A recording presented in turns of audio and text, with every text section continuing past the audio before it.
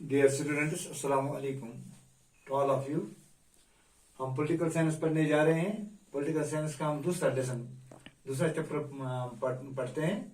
इसका नाम है फेडरलिज्म। आज का मौजूद जो है, आज का टॉपिक जो है वो है लैंग्वेज पॉलिसी। क्योंकि आप सब इस बात से बखूबी वाकिफ हैं कि हिंदुस्तान जो है, हमारा मुल्क जो है, ये फेडरल कंट्री है। ये जब आज़ादी मिली है हिंदुस्तान को, India emerged independent country after painful and bloody partition. Bloody partition के बाद ये हिंदुस्तान जो है ये एक इंडिपेंडेंट कंट्री बनी और कुछ प्रोविंस स्टेट जो थे वो इसका एक हिस्सा बने।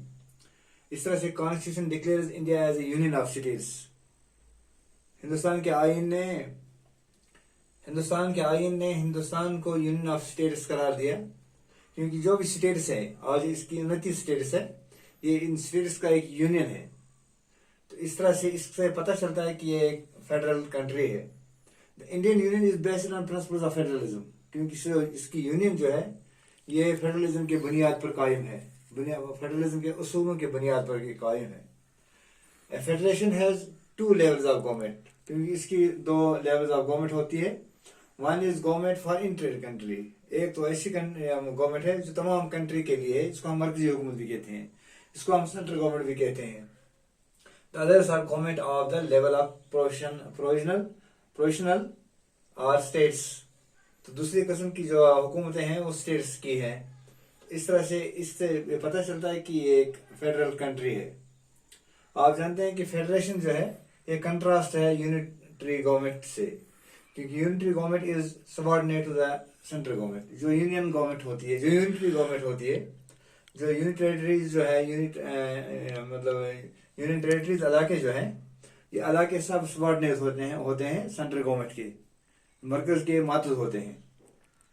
इस तरह से दूसरा टेस्ट जो है फेडरलिज्म का, इसमें लैंग्वेज का मसला है।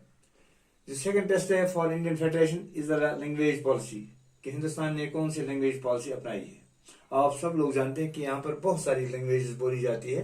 हिंदुस्तान दुनिया में वाहिद मुल्क है जहां पर ज्यादा जबानें बोली जाती है। अकॉर्डिंग टू सेंसस 1991 के मरदमशुमारी के मुताबिक यहाँ पर 1500 जबानें नोट किए गए हैं।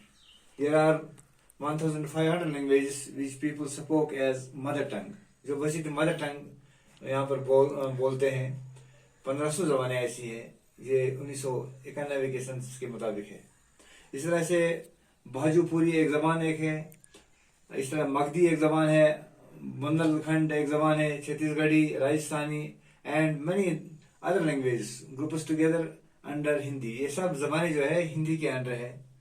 तो इस तरह से even after the grouping of census discovered 114 major languages of these. तो इसके बाद ग्रुपिंग करने के बाद 114 लैंग्वेज यहाँ पर मेजर लैंग्वेजेस रहती है। उसमें से 22 लैंग्वेज ऐसी है जो आइन के मुताबिक शेड्यूल लैंग्वेज कहलाते हैं। जो 22 है और included in the 8th schedule of Indian constitution. जो हिंदुस्तान की कानून है, आइन जो है, आइन के मुताबिक ये 8वीं शेड्यूल के तहत ये 22 जबानें वजूद में लाई गई। These are called scheduled languages. इन जबानों को शेड्यूल्ड लैंग्वेज कहते हैं, इन 22 जबानों को। Others are called non scheduled languages, बाकी जबानों को नॉन शेड्यूल्ड लैंग्वेज कहते हैं। अगर हम देखेंगे in terms of language, India is perhaps the most diverse country in the world. जबानों के लिहाज से हिंदुस्तान जो है ये सबसे ज्यादा डाइवर्स कंट्री है दुनिया में, क्योंकि no language is the mother tongue of majority population. Majority population की कोई मदर टंग यहाँ पर नहीं है। यहाँ पर हिंदी है, जो 40% लोग जो बोलते हैं हिंदी, लेकिन जो यहाँ की जो मेजॉरिटी है, मेजॉरिटी की ज्यादा जो जबान है, no language is the mother tongue of the majority population. Mother tongue जो है मेजॉरिटी पॉपुलेशन की, उसमें से कोई जबान नहीं है। अलबत्ता हिंदी जो है 40% आबादी यहाँ पर हिंदी बोलते हैं। हिंदी जो लोगों की है मदर टंग भी है और बोलते भी है। तो इस तरह से यहाँ पर यूनियन में अगर देखा जाए तो यूनियन में हिंदी जो है यहाँ पर ऑफिशियल लैंग्वेज है, दफ्तरी जबान जो है। इस तरह से मुख्तलिफ रियासतों में मुख्तलिफ जबानें जो है जो हमने ओपी किए हैं as a government language, official language. तो मुख्तलिफ रियासतों में मुख्तलिफ जबानें हैं। جس طرح جموں کشمیر میں سرکاری زبان اردو تھی، آہستہ آہستہ لیکن بدلتے حالات کے مطابق اب یہاں پر انگریزی میں بھی لکھا جاتا ہے.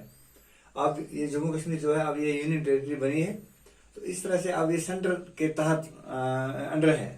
اب جو بھی قانون آئے گا، جو بھی آرڈرز آئیں گے وہ سینٹر سے آئیں گے. یہاں پر اس کا اختیار نہیں ہے کہ یہ اپنے قانون خود بنائے، اپنی زبان کو کسی زبان کو آفیشیل زبان بنائے. یہ مرکزی حکومت تک ہے کہ وہ کون سی زبان یہاں پر آفیشیل زبان قرار دے. تو اس طرح سے یہاں پر ہمیں بتانا ہے کہ جو لینگویج جو ہے، لینگویج پالیسی جو ہے، یہ ہندوستان میں جو ہے بہت ساری ریاستوں میں بہت ساری قسم کی زبانیں بولی جاتی ہے، اور بہت ساری ریاستوں نے اپنے طریقے سے اپنے قانون کے مطابق زبانوں کو آفیشیل لینگویج قرار دیا ہے. تو اس طرح سے آج آپ نے یہ سمجھ لیا ہے لینگویج پالیسی کیا ہے ہندوستان کی. ایک ڈائیورسڈ کنٹری ہے، یہاں پر زبانوں کا بوچھاڑ ہے.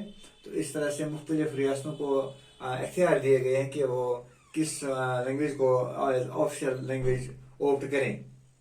تو اس طرح سے باقی ریاستیں جو ہے، لیکن سینٹر میں ہندی آفیشیل لینگویج، ہندی ہے جو ہے آفیشیل لینگویج کہلاتی ہے.